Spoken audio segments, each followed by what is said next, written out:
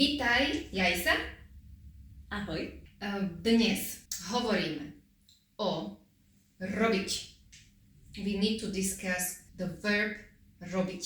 In the two previous videos we talked about mať, how it changes in different persons. Now we need to do it for the verbs that end with it, not ať. First of all, what it means, robiť.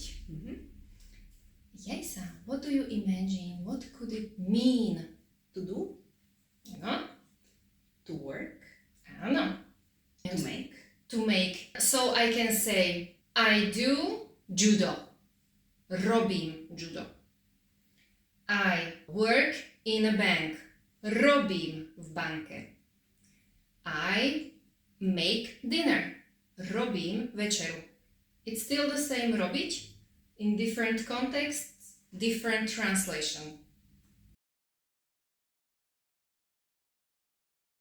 Ja robím. I do. I make. I work. Ty robíš. You do, you make, you work.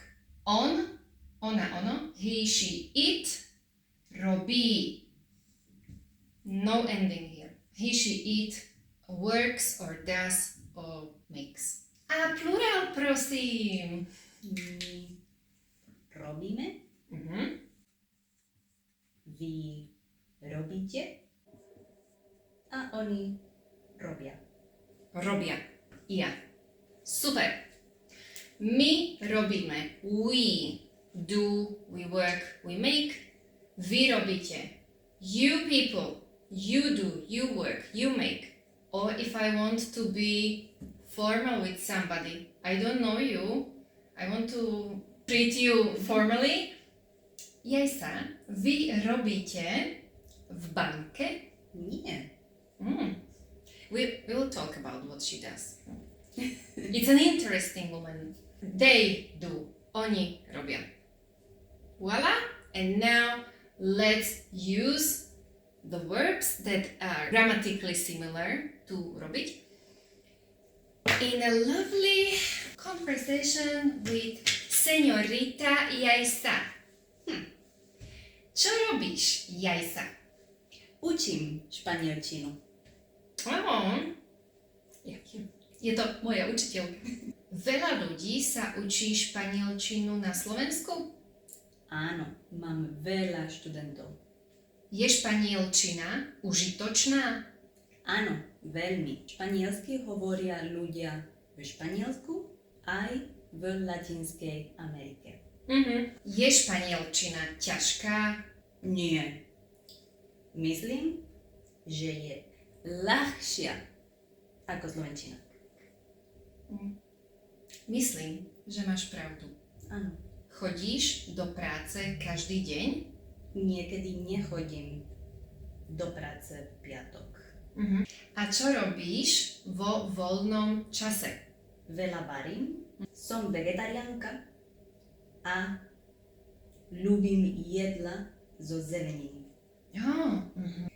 Verím, že zelenina je zdravá a moje telo je šťastné. Ja tiež ľúbim zeleninu. Pripravíme niekedy večeru spolu? Áno, ja kúpim zeleninu a rýžu a ty kúpiš víno. Dobre. Vidíme sa. Vidíme sa. The list of verbs that belong together and in the same grammatical group with robiť.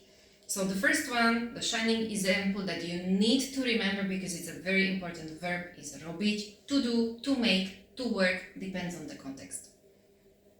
Hovoriť. To talk, to speak. Variť. To cook. Veriť.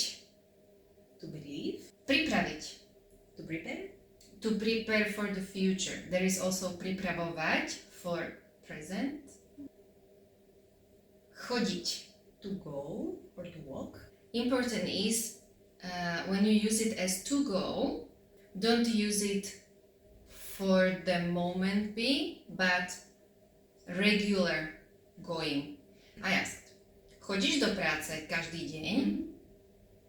If I want to ask if she's going to work now, I have to use different verb to go. Ľúbiť. To love. Učiť. To teach. Áno. Učiteľka. Ale učiť sa. To learn. That sa means that you teach yourself. In other words, po anglicky, to learn. Myslieť.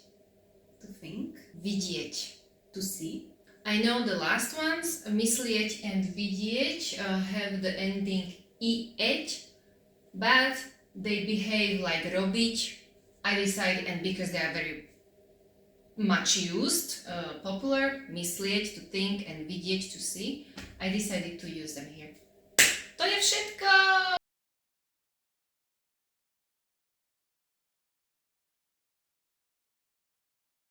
Moje telo je šťastie. Šťastné. Šťastné! Šťastné. Verím, že zelenina je zdravia, no zdravá. Verím, že verím. Ja verím. Som Vegetariánka. vegetariána, koňo. Som vegetariánka a ľúbim jedla. Prepáč, jedla. Som vegetariánka a ľúbim jedla zo zeleninou. Zeleniny, koňo! Joder.